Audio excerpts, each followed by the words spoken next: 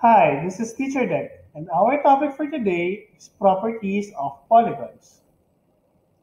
At the end of the class, you should be able to identify the properties of different types of polygons. Regular polygons, all its sides and all its angles are equal. This is a regular polygon, another regular polygon, another regular polygon. Irregular polygons have sides that are not equal in lengths and all angles are not equal. This is an irregular polygon and another irregular polygon. Regular polygons can be called as the convex polygons. A convex is a polygon in which each of the angles inside the polygons are all less than or equal to 180 degrees. Maliit lamang daw sa 180 degrees or equal. Hindi siya lumalagpas. Let's take a look. These are the angles.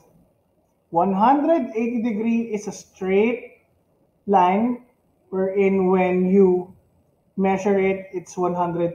As you can see, nothing here is more than 180 degrees.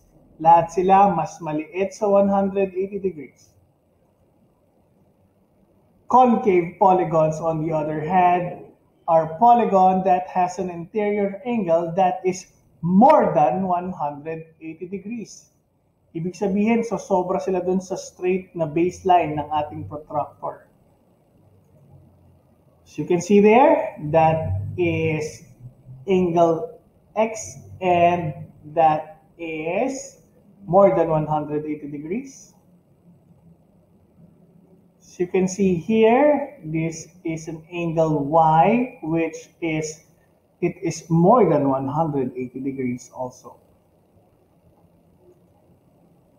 Next thing that we will be discussing is the sum of the interior angles of a blank-sided polygon or n-sided polygon. I want you to remember this formula. N minus 2 or the number of sides times 110. Triangle, 3 sides. Quadrilateral, 4 sides. Octagon, 8 sides, and so on. I hope you memorized and always remember the name of each polygon according to their sides. Let's say we have to find the sum. Ibig sabihin po niyan ay total interior angles of a decagon. Remember that decagon has 10 sides. Formula, n minus 2 times 180 degrees.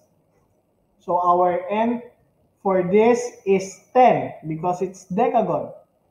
10 minus 2 is equals to 8. 8 times 180 degrees is equals to 1,440 degrees. Therefore, the sum of the interior angles of decagon is 1,440 degrees. Sometimes you will be asked for the size of an interior angle. Isang piraso lamang po of a decagon. Once again, decagon has 10 sides and we will do the same process. We have 1,440 as the sum, but remember we are looking for an interior angle. Isa lang po.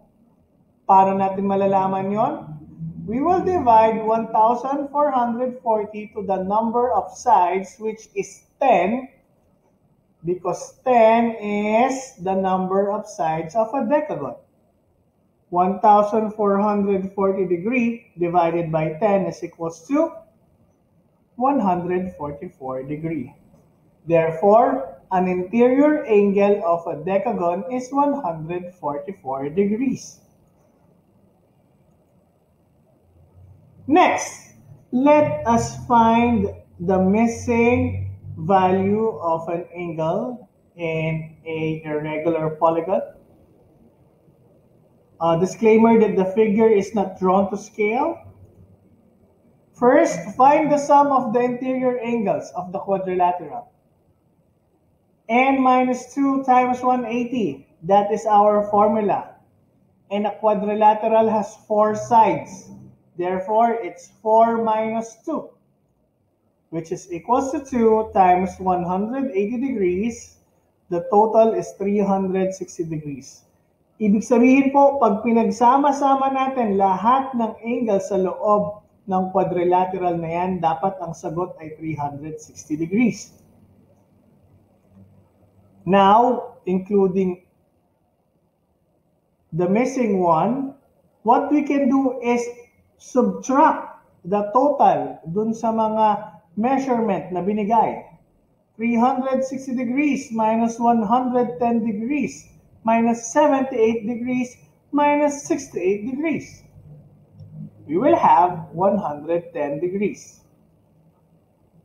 Therefore, the missing angle or the angle for x is 110 degrees.